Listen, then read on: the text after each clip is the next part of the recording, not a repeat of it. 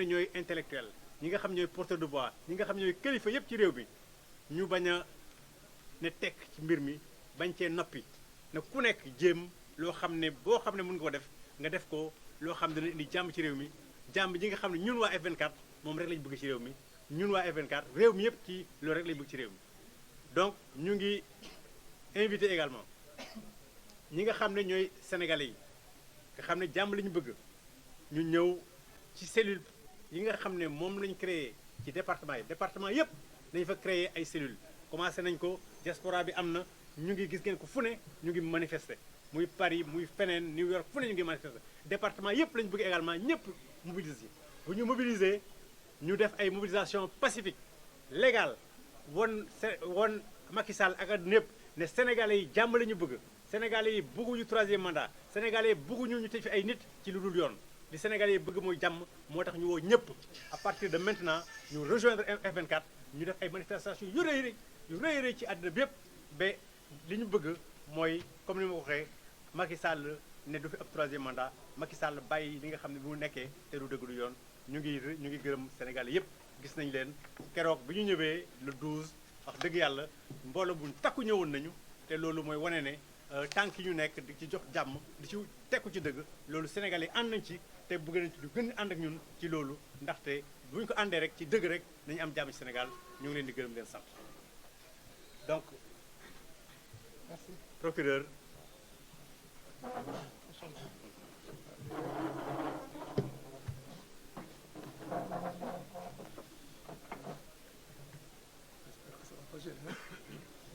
J'espère que ça va pas gêner.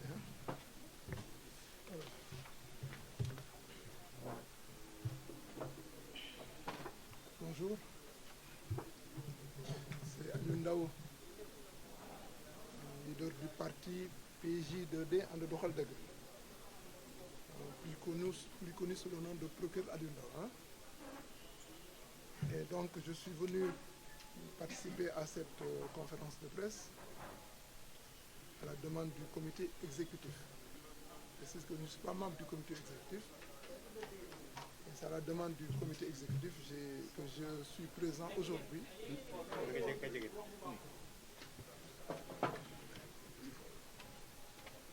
Donc bonjour,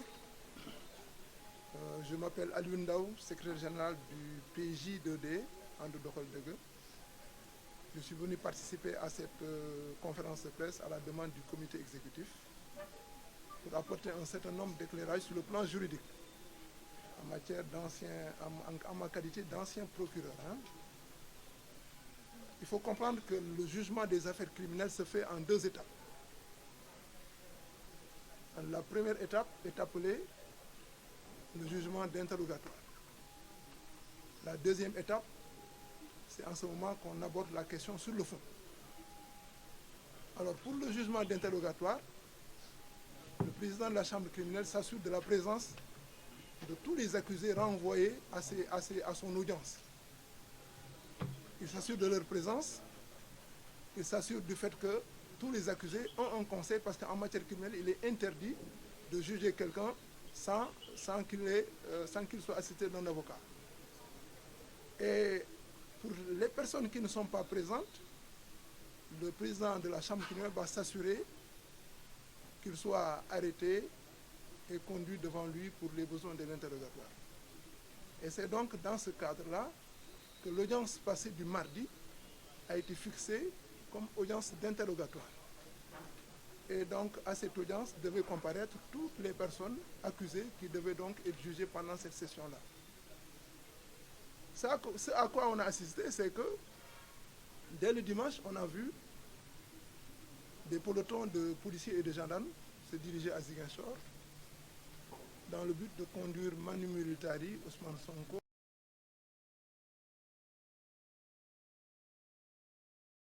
à la prison de Rebeuss, certainement. Et c'est là où il y a un gros problème sur le plan juridique.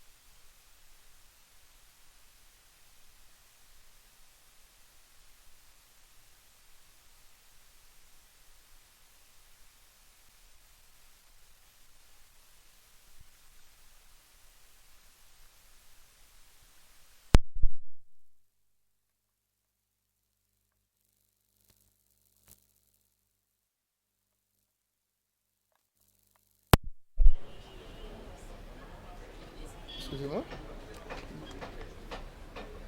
Il y a tout, hein. Alors, l'article 138 qui exigeait que la personne accusée en liberté provisoire ou qui n'avait jamais été détenue, que cette personne se constitue prisonnier, a été complètement modifié par l'article 238 de la nouvelle loi, qui dit l'accusé qui a été mis en liberté provisoire ou qui n'a jamais été détenu se présente la veille de l'audience au greffe qui s'assure de sa représentation en justice. Donc on voit qu'il y a un changement fondamental dans le libellé de la loi. En vertu de l'article 238 qui remplace l'article 138, aucun accusé n'est obligé d'aller se constituer prisonnier. L'obligation qui est faite à un accusé, c'est de se présenter au plus tard la veille au greffe de la chambre criminelle pour qu'on s'assure de sa représentation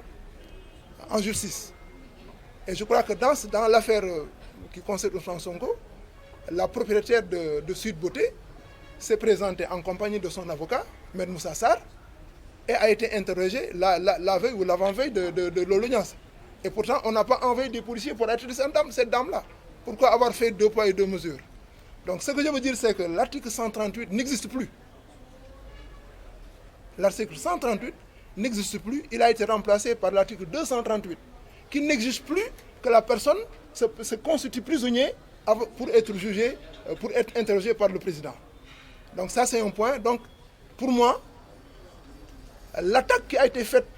au domicile de Ousmane Sonko a été faite sans aucune base légale. Parce qu'elle est fondée sur l'article 138, qui a été complètement modifié par la loi instituant la chambre criminelle. Le deuxième élément, c'est que l'ordonnance de prise de corps ne s'exécute pas avant l'audience d'interrogatoire. L'article 239 est clair. L'ordonnance de prise de corps est exécutée si, dûment convoqué par voie administrative au greffe de la chambre criminelle et sans motif légitime d'excuse, l'accusé ne se présente pas au jour fixé pour être interrogé par le président de la chambre criminelle. Autrement dit, l'absence de l'accusé est constatée par le président de la chambre criminelle au jour de l'interrogatoire. Et c'est à partir de ce moment que l'ordonnance de prise de corps est exécutée, et non pas l'enveille. Or, ce que les FDS ont fait, ou ont tenté de faire, c'est d'aller exécuter, en tout cas de prendre de force Ousmane Sonko pour le conduire de force à la prison, pour qu'il soit présenté le lendemain devant le président de la chambre criminelle, ce qui est tout à fait illégal. Et donc, je pense que sur ce plan, on peut d'ores et déjà pointer les responsables de tout ce qui s'est passé. Parce que sur une base purement illégale, ils ont tenté d'arrêter Ousmane Sonko pour le conduire à la prison. Et c'est cette tentative d'arrestation qui a entraîné tous les troubles issus de cette situation-là. Et par conséquent, à mon avis, le premier responsable de cette situation, c'est Macky Sall et son régime, notamment son ministre de l'Intérieur et son ministre de la Justice. Et il me semble qu'il ne serait pas trop que de demander la démission immédiate du ministre de la Justice et du ministre de l'Intérieur pour avoir mis ce pays dans ce tourbillon-là. C'était les éléments. Merci beaucoup. Merci beaucoup.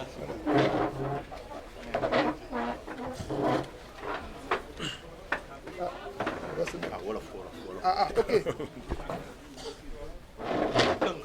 D'accord. Donc maa ngi leen di nuyu di leen ziar yéen ñëpp bi ma gëstoo mbir mi ci wàllu yoon dama gis ne dafa am jalgati yu mag yoo xam ne FDS dañ ko def mooy maanaam dafa am benn charte boo xam ne moom ne mu ngi ci code de procédure pénale boo xam ne depuis 1965 mu ngi ci te moo tënkoon maanaam ñi nga xam ne dañ leen a yeewi may leen liberté provisoire wala xam ne kenn mësu leen teg loxo te ñu war leen atte devant la cour d'assises. Article 138 boobu moo doon maye sañ-sañ ñu dem jàpp leen yóbbu leen suñu nee suba la ñuy atte comme ça ñu mën a taxaw ci kanamu président chambre cour d'assises bi mu interroger leen balaa mu leen atte dañ gis ne article 138 boobu dañ ko dàq ndax depuis benn loi bu ñu indi depuis en 2014 nga xam ne moom moo instauré les chambres criminelles au niveau des tribunaux de grande instance cour d'assises yi fa lañ leen jeexale et l'article 138 bi am na beneen article bu ñëw bu bees mu ñu wooyee article 238 boo xam ne niñ ko tëggee benn la benn la mais li ñu ci changé mooy ki nga xam ne dañ ko war a topp kenn tegutu ko mu war a dem kaso pour se constituer prisonnier liñ ko laaj mooy na dem ci greffe tribunal greffe chambre criminelle bi pour que ñoom ñu vérifier ndax moom est-ce que moom dina ñëw ci àtte bi maanaam pour mu présenter ses garanties de représentation en justice et donc loolu la loi bi teg léegi loi bi lël bu njëkk ba dàqu na dem na donc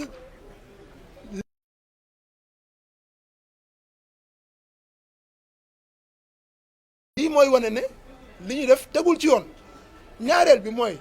li ñuy wax ordonnance de prise de corps nga xam ne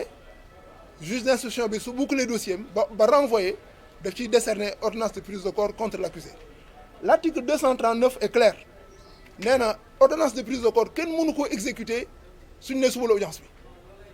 il faut que président chambre criminelle bi constater que ki ñuy topp ñëwul wuy si ci bés boobu bés bu ñu ko war interroger su constater que ñëwul ci bés boobu la ñuy tàmbale commencer exécuter ordonnance de prise de corps bi or li ñu gis mooy lan depuis dimanche lañ gis peloton de policiers et de gendarmes en direction de Ziguinchor et le lundi la veille de l'audience les incidents ont commencé donc loolu lay wan ne ñoom li ñu def teguñ ko ci yoon waaw loolu daal te ñu jàpp ne nag ñaari doomu adama ñoo responsable de situation bi muy Antoine Félix Diome en tant que ministre de l'Intérieur et le ministre de la Justice ñoom ñoo nekk ci mbir mi seen loxo la jaar évidemment seen patron Macky Sall kenn di warante ne il est responsable mais les premiers responsables c'est Ismaïla Madior Fall et Antoine Félix Diome et par conséquent au nom du F24 nous demandons leur démission immédiate maanaam ñu tekki seen ndombol tànk lu mu gën a gaawee ndax ñoom ñoo dugal Sénégal ci guddi gi nekk fi mu ne nii voilà.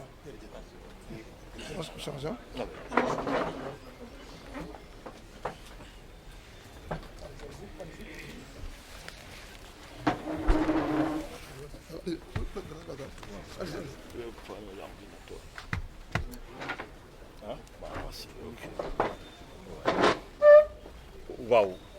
jërëjëf maa ngi leen di jaajëfal ku ci nekk sa tur ak sa sant Abdoulaye Tine président parti Union sociale libérale donc je vais commencer par le français ouais. Voilà donc je me présente en tant que président du parti Union sociale libérale membre du F24 et à la suite du procureur Ndao j'interviens sur la demande de la commission des affaires juridiques du F24 pour apporter des éclairages mais également poser les actes en tout cas que nous envisageons sérieusement pour tirer toutes les conséquences de droit des manquements délibérés qui ont été opérés et qui ont amené à une situation chaotique qui a coûté la vie à 3 de nos concitoyens. Oui, comme le disait le procureur tout à l'heure, aujourd'hui, on aurait pu éviter au Sénégal cette situation chaotique si on s'était conformé aux dispositions pertinentes du Code de procédure pénale et surtout amendé depuis 2014. À la suite de lui, je vais ajouter une autre précision. Non seulement depuis 2014, le passage par la case prison n'est pas obligatoire en matière criminelle, mais encore mieux, on ne peut pas exécuter l'ordonnance de prise de corps, qui n'est pas d'exécution automatique d'ailleurs, hein? Donc parce qu'il y a d'autres étapes qui viennent, on ne peut pas l'exécuter avant d'avoir constaté à l'audience l'absence de l'individu accusé. Et à supposer que l'individu ne se soit pas présenté, il y a une autre étape que les articles du Code de procédure pénale prévoient, à partir des articles 238 et suivants. Ces articles prévoient effectivement qu'à partir de ce moment, il appartient au président des chambres criminelles, de la chambre criminelle, de faire le constat lui-même, mais en plus, il doit mettre en œuvre les diligences destinées maintenant à arrêter l'individu. Et la première des diligences, si l'individu ne se présente pas, bien évidemment, c'est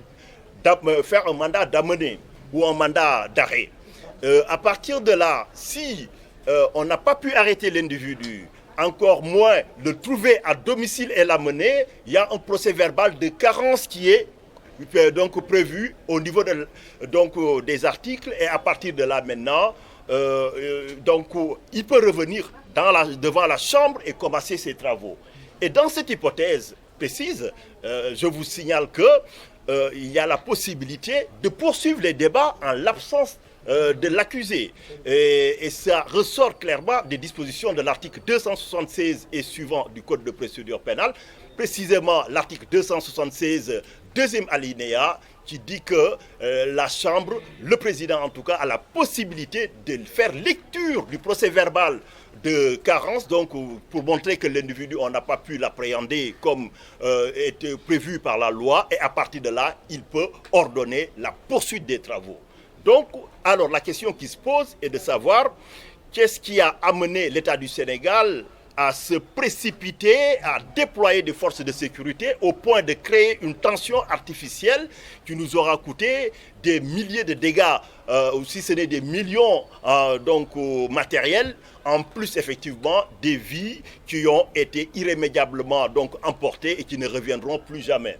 Donc nous ne voulons pas de cette situation au Sénégal. Nous avons décidé effectivement de ne pas se résigner au niveau du F24.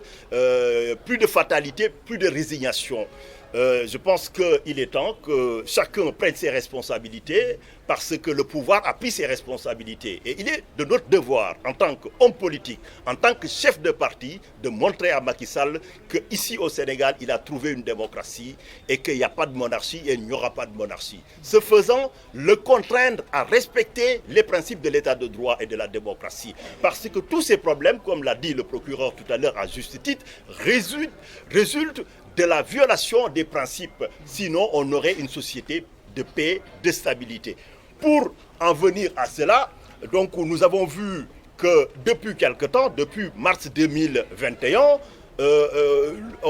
au niveau des droits de l'hommiste, on a l'habitude pour certains pays de dire qu'ils sont en train d'appliquer le code du silence. Que dit le code du silence entre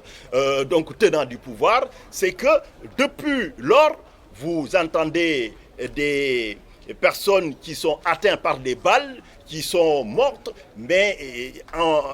non seulement ils sortent juste pour présenter des condoléances, c'est bien, mais ils n'en tirent aucune conséquence de droit. Ce qui veut dire que le silence qu'ils gardent n'est rien d'autre qu'un soutien implicite qui, en tout cas, influe sur la psychologie des forces de sécurité et de défense qui l'interprètent comme étant une autorisation, un permis de tuer. Nous ne pouvons pas rester les bras croisés face à de telles dérives. Ça, c'est le premier point. Je suis convaincu aujourd'hui que le procès de Ousmane Sonko n'est mu ni par des motifs de justice, ni par des impératifs de justice. Si tel était le cas, comment peut-on aujourd'hui expliquer aux Sénégalais que près de 2 ans après, au même moment, dans le même ratio temporaire, effectivement, il y a eu des événements qui ont coûté à 14 personnes la vie et qu'il n'y a aucun acte d'enquête sérieux, aucune arrestation, aucun ordre de poursuite. Et aujourd'hui, on veut nous faire croire effectivement que c'est le cours normal de la justice. Non, nous ne le croyons pas. Ils ont voulu effectivement dévoyer le cours de la justice, cadenasser la procédure juste pour atteindre un objectif. Nous respectons effectivement les droits de la victime d'accéder à la justice, mais malheureusement, on est en train de faire une exploitation opportuniste du cas. Et par rapport à cela, c'est pour ça que nous déplorons cette situation. Et pour en terminer, comme je disais aujourd'hui, nous avons décidé de prendre nos responsabilités. La première des choses, que ce soit pour les 14 personnes qui sont décédées lors des événements de mars, mais également les 3 personnes, dans les jours à venir, il y aura un pool d'avocats internationaux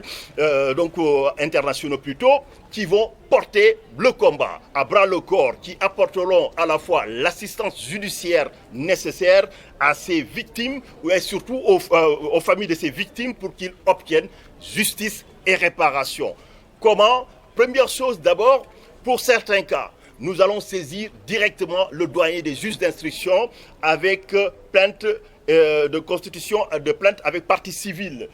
constitution de partie civile, comme c'est bien le procureur. Dans ce cas, il y a une obligation effectivement d'ouvrir après consignation une information judiciaire. C'est pour les obliger effectivement à enquêter dans le sens de la manifestation de la vérité, parce que nous avons en tant que citoyen sénégalais,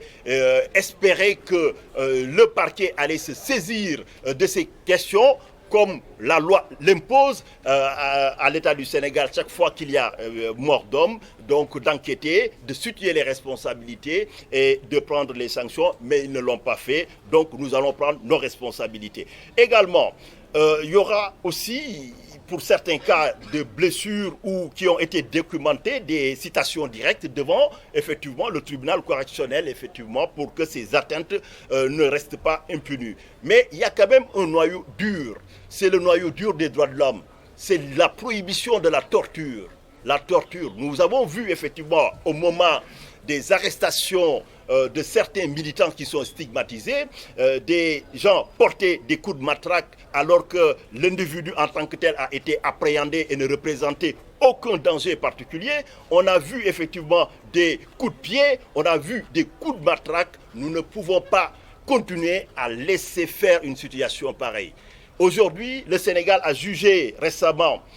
Hissène Habré sur le fondement de la prohibition de la torture. La torture aujourd'hui n'est plus admise nulle part dans le monde parce qu'on estime effectivement que ce sont des actes qui touchent à l'humanité. Et c'est parce que ça touche à l'humanité, tout État signataire a l'obligation de le faire juger. Et le Sénégal, lorsque effectivement nous avons vu qu'il y a des pratiques systématiques de torture et que le pouvoir exécutif qui a l'obligation d'enquêter, de situer les responsabilités et de punir les coupables, s'abstient délibérément de le faire parce que tout simplement, ils veulent maintenir dans la tête des gens un climat de psychose d'une certaine manière. Donc, ils le font de manière délibérée. Et comme ils ont décidé d'agir délibérément, nous ne resterons pas impuissants par rapport à ça. C'est pour ça que nous envisageons, sur le fondement de la compétence universelle, donc du moment où il y a des autorités politiques qui apportent leur soutien implicite à ces actes de torture et qui ont l'obligation de par la loi, s'ils ont eu connaissance ou s'ils devaient être en connaissance de quelque chose, de prendre les mesures d'enquête et de sanctions nécessaires. À défaut de le faire, ils engagent de responsabilités personnelles. Comme nous avons vu cette carence, nous avons désormais l'obligation d'en tirer toutes les conséquences de droit pour cibler des juridictions qui appliquent la compétence universelle ici, en Europe et aux États-Unis et un peu partout dans le monde civilisé qui respecte le noyau dur des droits de l'homme en toutes circonstances et en tout lieu. Donc vous l'aurez sans doute senti, ça c'est la réponse institutionnelle judiciaire que des organes de protection des droits de l'homme.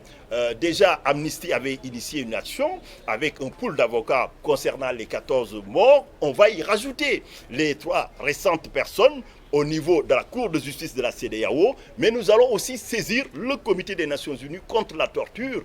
pour dénoncer, parce que le Sénégal, son gouvernement, les tenants du pouvoir,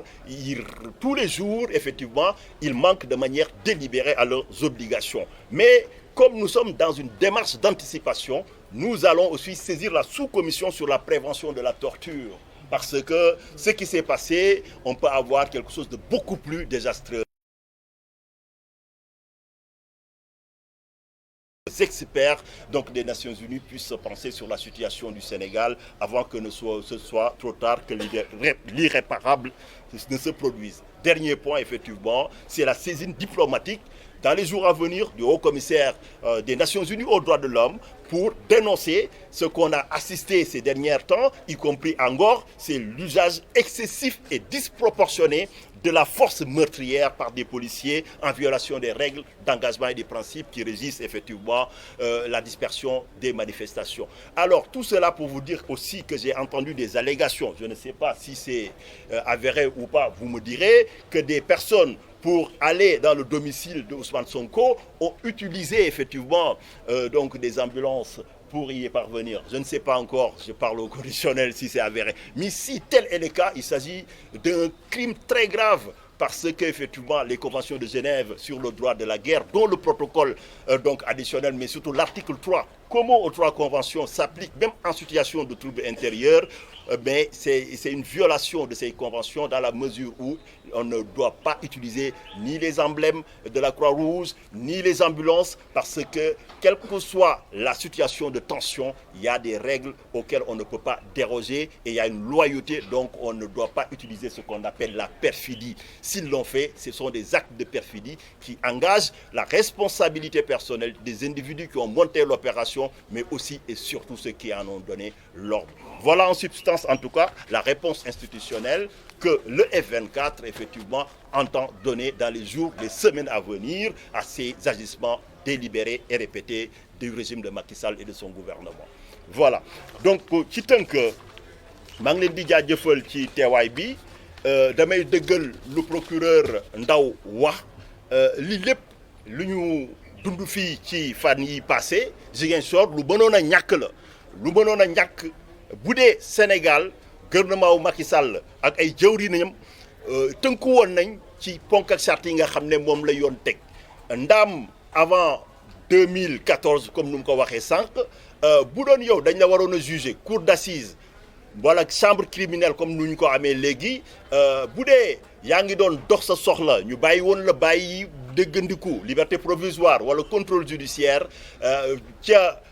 balaa ci veille jugement bi da nga jaar lu ñuy wax case prison pour ñu mën la juger mais loolu daanaka depuis 2014 sax amatut parce que duñ ko appliquer parce que dañu soppi loi bi lu ñu soppi ci loi bi moom mooy jour buñ la woowee bu la yoon woowee ku ci nekk yaa moom sa bopp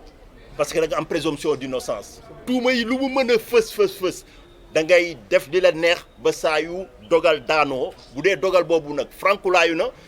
donc mënatoo dem ñoom dañuy exécuter mais fii procès bi sax tàmbalee gut danoo woote xamuñu ndax ñoom dana teew wala teewut ñu commencé déjà def li nga xam ne moom la nit ñi doon njort ñu gis benn situation wu tension benn situation wu concentration de forces de sécurité et de défense nit ñi njort ñi effectivement ñu ngi teg ay jéego pour jàpp Ousmane Sonko non pas pour jàpp ko mais pour humilier ko pamti ko indi ko devant les chambres criminelles et tout ça loolu situation wu tension la ñu créé artificiellement parce que xamoon nañ ne amul benn texte de loi bu leen may ñu doxalee noonu parce que mënuñu ñëw donc déjà dañu koy jàpp alors que bés ba woote wuñu ba mu bañ a teew il fallait ñu xaar woote bu ñu teewul ñu soog a ñëw ne dañu koy jëli et même jëli bi bu amee ordonnance de prise de corps bi nga xam ne day ne mën nañ la jëli ak lu mu laaj mën nañ ko def léegi ñoom deuxième étape bi moom mooy juge bi bu gisee ne ñëwuloo dafay ne dama koy mettre en œuvre donc c'est pas automatique léegi bu ñu demee wër la gisuñu la wala mënuñu la teg loxo ci la ñu war a ñëwaat moom mu jëlaat huissier mu dellu ci kër kooku def constat wu impossibilité ñu indi la léegi nag bu amee procès verbal boobu mën na ñëw toog ne ah wër nañu ko gisuñu ko donc dañuy commencer débat yi sans moom loolu yëpp gisuñu ko donc finalement maanaam pamti bi parax bi indi nañu ay ñetti bakkan yu rot ak ay dégâts matériels yi nga xam ne ay millions la ak ñi ci amee ay gaañu yu metti ñi nga xam ne ba léegi xamaguñu ñaata la loolu yëpp tey mënuñu gëmloo peuple sénégalais que justice rek a taxaw na jóg pour loolu sinon bu doon justice rek moo tax ñu jóg di def procès wu Ousmane Sonko bi ndaam Adji Sarr am na ay droit mais ñoom dañ ciy dugal prox ndoll bu doon justice rek a tax ñu jóg nan la ñu mën a expliquer que mars boobu weeru mars 2021 bi mu am fukki bakkan ak ñeent yu rot ba sànq ci suba amul kenn ki nga xam ne yoon téye nañ la amul benn l'enquête bu ñu ci def amul benn jéego amul procès donc xanaa justice su Sénégal benn tànk la am boobu gëmuma ko donc loolu yëpp fu mu ñuy yóbbu moom mooy tey Macky Sall na jàpp ni en tout cas F24 taxaw na temm te li fi am comme nu mu waxee woon dootu fi amati c'est-à-dire duñ ko bàyyi ak yàlla benn jéego bu mu teg danañ indi la nga xam ne danañ ko indi réponse bi nga xam ne sur le plan judiciaire et sur le plan institutionnel donc bu ci njëkk moom mooy tey ndu ko yoon mayee mooy 14 morts yi ak ñett ñi nga xam ne ñoo fi jógee nit ñi amoon nañ njort am yaakaar que Sénégal comme nu ñu koy wooyee ne état de droit la danañ yeewu benn jour procureur jël responsabilité am ne jàpp nañ ay nit wala ña ngay l'enquête mais ñaari at mooy defuñu ko comme defuñu ko dañuy jàpp ni comme nu ko yoon di prévoir absence de volonté politique la ñun ak organisation kuréel yi nga xam ne ñooy yëngu ci ak yelleefu doomu aadama déjà Amnesty doon na préparé donc pour benn saisine bi nga xam ne dañ ko war a def sur le plan international saisine boobu dinañ ci yokk ñett ña nga xam ne malheureusement ñoo ci bàyyeeku mais du yem foofu sur le plan national le fait ñu saisir organes yi nga xam ne ñoo nekk ci bitim réew duñu tere ñu tàmbali xeex bi fii ci Sénégal parce que ñun ñëpp ay sénégalais lañ Macky Sall ëpp ñu ci ay droit et que tey doole ji ñun askan bi ñoo xeex jox ko mu yor ko waru ko utiliser pour boom kenn loolu gàcce la donc fii la ñuy commencer doyen des juges bi nga xam ne moom moo def l'enquête yi ci dossiers yi ngeen di dégg ci moom la ñuy dem jébbal ko plainte yi nga xam ne ñooy plainte ñi ñooñu mooy plainte avec constitution de partie civile yoon daf ko tënk day ubbi enquête parce que amul possibilité amul beneen choix yoon moo ne bu ñu ko defee moom day ubbi l'enquête noonu laa defoon ci dossier wu Mamadou Diop bi ak yeneen i dossier donc loolu lañ koy doxalee dañuy delloo buum ci mboy mi mbir mi nekkul ne dañuy xeex régime kese mais lu ñu bëgg moom mooy fii ci Sénégal lu dëkk yëngu-yëngu à l'avenir du ñu mës a gis benn force de sécurité ou de défense bi nga xam ne xalaat na boom nit wala mu jàpp ko di ko mettital ci loolu nag moom mooy sensu démarche bi dinañ def plainte boobu avec constitution de partie civile mais pour gàttal mbir mi bu ñu paree ci loolu effectivement danañu jël aussi ñi nga xam ne ay gaañ-gaañ wala ñi nga xam ne en tout cas seen cas documenté nañ ko ba ñu am ay image ci ñi nga xam ne ñoo ko sooke ñooñu danañ def ay citation directe devant le tribunal correctionnel pour loolu jarul yenn enquête parce que lu ne fang kenn du ko nataal lu ciy tegu moom mooy mbirum torture fii yéen ñëpp dégg ngeen mbirum Hissène Habré ñu jëlee ko ci seen Tchad mbir mi Tchad la xewee lu ñu ko doon jiiñ ña nga xam ne ñoo ko doon jiiñ ay tchadien lañ yoonu Sénégal nekku ci mais de parce que dafa tegoon tànkam fii Sénégal mbirum torture maanaam tey àdduna dafa toll ci benn dimension bi nga xam ne dañu jàpp ne yooyu ay crime yi nga xam ne ñooy crime yu gën a bon ci àdduna et que yooyu tey état bu ci nekk da nga am obligation nit ki nga xam ne dañ ko tuumaal mbirum torture bu tegee sa tànkam ci sa dëkk da nga ko war a arrêter et puis loolu dama ciy préciser daa am lu ñuy woowee défaut de pertinence de qualité officielle nga nekk ministre nga nekk chefu diplomatie nga nekk président de la République y compris gis ngeen ko El Bachir jëm nañ ko arrêté en Afrique du Sud mu daw Pinochet à Londres et tout ça donc cette compétence universelle ci weer yi di ci jour yi di ñëw en tout cas semaines yi danañ xool nan la ñu ko mën a mettre en œuvre parce que crime yi nga xam ne dañ koy gis ci réseaux sociaux yi ñu koy documenter gouvernement wu Sénégal dañu am responsabilité seen responsabilité moom mooy lan bu dee ñoom joxewuñu ordre bi bu dee ànduñu ci loolu yoon def leen sas dañ ko war a dénoncer non seulement ñu dénoncer ko mais ñu gëstu xool ñan ñoo sabab loolu ñu jël ay daan teg ko ci ñoom buñ ko deful dañuy jàpp ni ñoom le fait que ñu noppi dañuy encourager acte yooyu maanaam dañ leen di jàppal tànk même bu dee waxuñu ko explicitement loolu moo tax ne loolu day weesu responsabilité wu exécutant yi engager responsabilité exécutant yi mais engager seen responsabilité en tout cas ci tànk yooyu la ñu taxaw et li ñu leen wax jàpp leen ko Macky Sall duñ ko bàyyi ak yàlla jërëjëf wasalaam. jërëjëf ñu ngi laaj question yi après.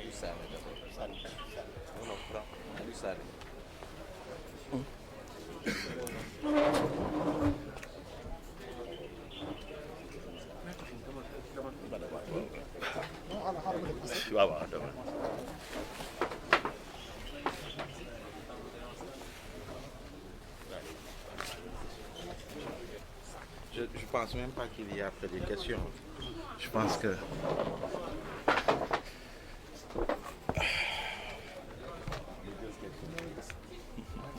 on attaque peut-être même qu'on n'aura pas besoin de questions-réponses. Voilà, on attaque.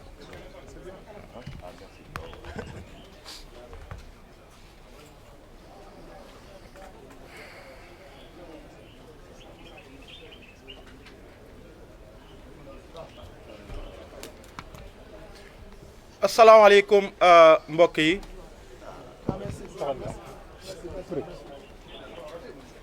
gannaaw bi ma jaajëfal ñi nga xamante ni ñoom ñoo ñoom ñoo tàmbali waxtaan wi à travers le coordonnateur du F24 Mamadou Mbodj, le procureur Alioune Ndao et puis aussi maître Tine bi nga xamante ni am na ay kaddu yu am solo yi ñu amal ci li nga xamante ni mu ngi xew ci réew mi te teguwul ci yoon ndax seen xam-xam dafa màcc ci loolu seen parcours ak seen vécu tax na ñoom en tant que membre du F24 ñu jàpp ni am na solo pour que tey ñoom ñu ñëw mu am ay kaddu yu ñu jibal pour que sénégalais yi ñu jot ci. man li may tàmbalee gannaaw bi ma ñaanalee malheureusement ay ndawu Sénégal yi nga xamante ni ñàkk nañu seeni bakkan ci fan yi ñu jóge muy policier bi nga xamante ni ñàkk na bakkanam victime la ak ndaw bi nga xamante ni ñàkk na bakkan Kër Mbay Fall ak keneen ka nga xamante ni boom nañ ko ca Ziguinchor di ñaan yàlla xare leen àjjana di naan ñoom ñëpp ils sont des victimes du régime de Macky Sall leneen li mooy di masaw bépp sénégalais te yàlla xam na ni bëri na tey ay sénégalais yi nga xamante ni jëlee nañ ci ay gaañu yu tar ay gaañu yu metti lool di leen masaw di masawu seeni famille ak seeni njaboot. li may njëkkee mooy maître Tine ñëw na ci procédure yi nga xamante ni au plan institutionnel ak au plan juridique F24 au nom des forces vives de la nation dina ko amal au niveau national et international damay ñëw rek bamtuwaat li nga xamante ni moom la coordonnateur daanele monsieur Mamadou Mbodj mooy gannaaw bi ñu amalee manifestation bu am solo ci vendredi bii ñu jóge ay milliers et des milliers de sénégalais ñu ñëw place de la nation wuyu si appelu force vive de la nation gannaaw bu ñu leen ci gërëmee di leen sant bu baax ci seen taxawaay dañu leen wax ci texte bi nga xamante ni doyen Mamadou Mbodj daaneel na ko sànq ni nañu waajal ndax fan yi di ñëw dinañu lancer yeneen manifestation yi ni mel yu pacifique waaye ci bii yoon au-delà de Dakar un peu partout ci département yi ak ci diaspora sénégalaise pour que Macky Sall mu xam ni troisième mandat mënu fi amee c'est pas possible que Macky Sall mu xam ni peuple sénégalais du nangu artifice politico juridique yi nga xamante ni mu ngi koy utiliser woon na ko déjà écarter ñaari candidat que tey jii ni mbëbëtam mooy utiliser waat ko pour écarter ki nga xamante ni moom mooy Ousmane Sonko loolu mënul nekk te du nekk peuple sénégalais dina ci am taxawaay bu am solo pour que mu bañ a jàll te du jàll. leneen li aussi mooy lépp lu jëm ci prisonniers yi nga xamante ni ñu ngi ci kaso yi les prisonniers politiques que ce soit les prisonniers d'opinion ak prisonniers yi nga xamante ni ci exercice su droit constitutionnel u marche pacifique jàpp nañ leen ñu ngi ci biir kaso yi boobu ba tey ñu ngi waxoon ci li jëm ci 300 et quelques tey jii nii ci chiffres yi ñu jot ci manifestation ñetti fan yi am na tey li ma jot li jëm ci ay au niveau de Dakar rek lu jëm ci ay 70 arrestation yi nga xamante ni nit ñi gis nañu ay vidéo wu torture yi nga xamante ni am na ci yenn gendarmerie yi ak yenn commissariat yi maître Tine wax na ko am na taxawaay buñ ciy am waaye bokk na ci aussi manifestation yi ñu jëm Dakar ak fépp que sénégalais yi ñu taxaw temm pour que yëf yi dàkk que lii mu arrêté leneen li may wax nag mooy ce dossier je suis très à l'aise pour wax ci parce que ca tàmbali bi gisoon ngeen en mars 2021 bi mu commencé jib sénégalais yëpp de façon légitime voilà sénégalais yëpp de façon légitime jàppoon nañ ni bu amee sénégalaise doomu réew mi nga xamante dafa tuumal beneen doomu réew yoon la justice mu def ci liggéeyam waaye bi ñu gisee machine judiciaire bi mu tàmbalee ni mu àmbale woo di salfaañe ay droit wu citoyen sénégalais nit ñi dañu taxaw temm ne loolu du fi amee il faut que yëf yi mu jaar yoon ñu forcer bugg accélérer sénégalais yi ñu taxaw temm loolu moo indi woon manifestation yi ngeen gis ay manifestation yu tar mu am ay sénégalais yuñ ci boom ci lu toll ci 14 sénégalais yi ci ñàkk seen bakkan manifestation yi dem ba toll fi nga xamante ni peuple bi amoon na nu muy demee mu wéy ci loolu rek dinañu dugg ci li nga xamante ni ñaanaluñ ko réew mi yenn situation d'instabilité yi nga xamante ni am na ci yenn réew mu am ay kilifa diine yu ñëw mu am ay jéego yu ñu dox ba peuple sénégalais à travers mobilisation boobu mu taxaw ci vraiment worma gi ñu am ci kilifa diine gi nga xamante ni mooy sëñ Mountakha Mbacké waaye gis ngeen Macky Sall respecté wul lenn ci ay engagement am amut lenn ndax arrêté wul dafa reculer dem gànnaayu jël ay nervi jël yenn ñi nga xamante ni ay jegeñaalem lañu ñu feesal leen ci ay forces de défense et de sécurité loolu moo indi yenn situation yi am quand on parle d'un élément de gendarmerie bi nga xamante ni mu ngi doon manipuler arme mu li ci am mu am ci mais parce que y a tellement de sénégalais yi nga xamante ni parfois c'est des nervis qui opéraient aux côtés des forces de défense et de sécurité di def naka su dul noonu léegi dañ leen jël dugal leen ci biir ñuy def naka su dul noonu di continuer di wéyal pratique yi nga xamante ni ñoom lañ doon pratiquer loolu noonu moo ñëwaat dabaat ñu jël Sénégal mu mel ni yenn pàccu Sénégal yi day mel ni bande de Gaza c'est-à-dire armée wu Israël ni muy ñëwee assiégé di noot palestiniens yi boo demee ci yenn zone yu mel ni ay nu mu tuddati Ngor ak yeneen zone Dakar yëpp dañ ko kii ak ay forces de défense et de sécurité sénégalais yi xamuñ ñu def donc ci loolu la ñu toll ñu yëkkatiwaat mbir yi et le principal concerné Ousmane Sonko je pense que mu ngi ci texte bi mais il a fait une déclaration pour wax ni moom sonn na ci justice bi nga xamante ni saa yu ko convoqué ci yoon bi lu ne lay kii bi ci mujj hôpital la mujjee mu ne du wuyu ji justice bi nga xamante ni bu ko convoqué du garantir sécurité am mais yaa xayti bu dee rek Macky Sall ak ñi mu àndal nguur gi jàmm rek lañ bëgg ci réew mi mais dañuy teg ay garanties yi nga xamante ni day doon des garanties sur sa sécurité mais defuñu ko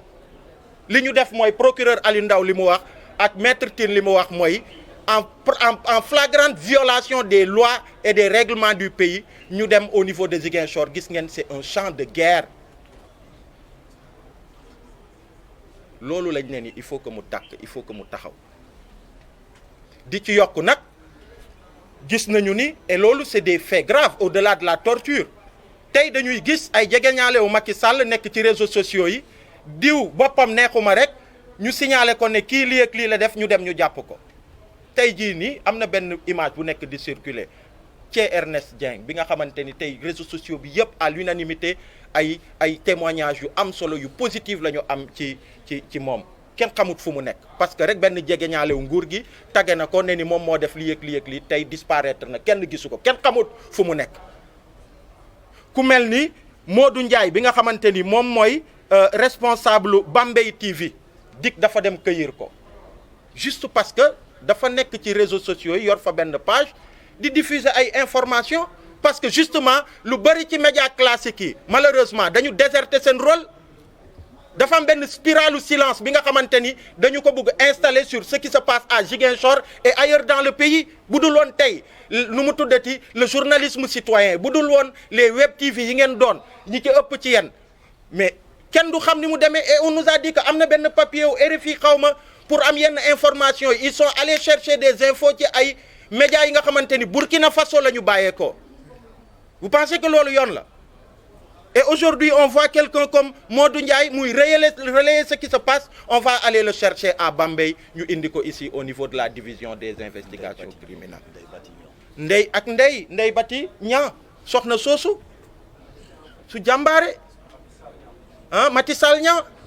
gis naa benn postam bi mu def jàmbaare ne bu ngeen di lire sam poste bi dina fekk peut-être ñu jàpp ma mais nañu xam ni info yi ma doon joxe nit ñi dinañu wëyal di éclairer sénégalais yi sur ce qui se passe dans ce pays et qui est anormal et je ne parle même pas de journalistes yi nga xamante ni léegi on voit dans ce pays une journaliste qui travaille des populations yu ñuy persécuter à Ngor mu koy joxe en live parce que yenn médias yu bëri dañu déserter de leur rôle ñu bëgg installer cette spirale du silence là ñu koy woo en direct di ko menacer loolu fan mais où est-ce qu'on est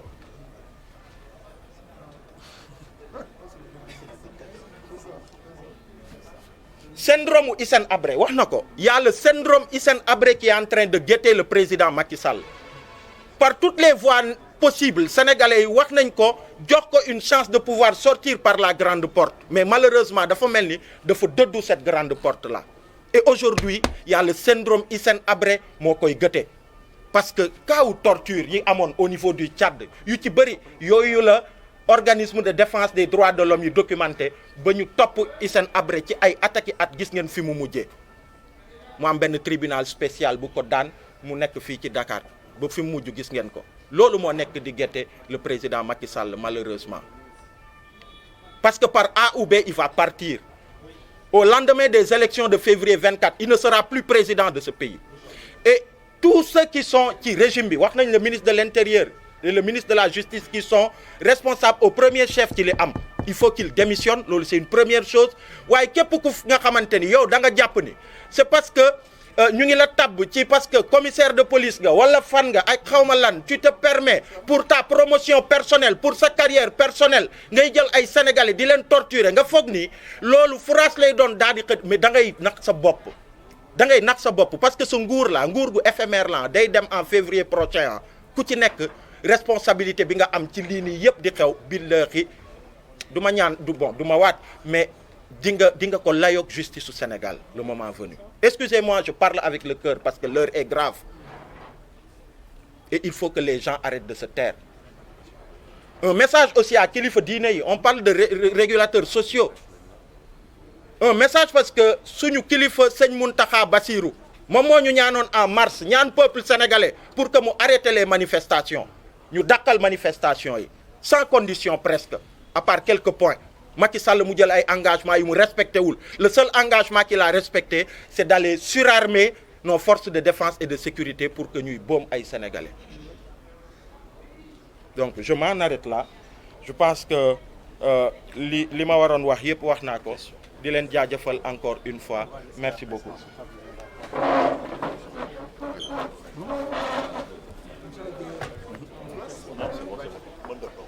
Bon, un dernier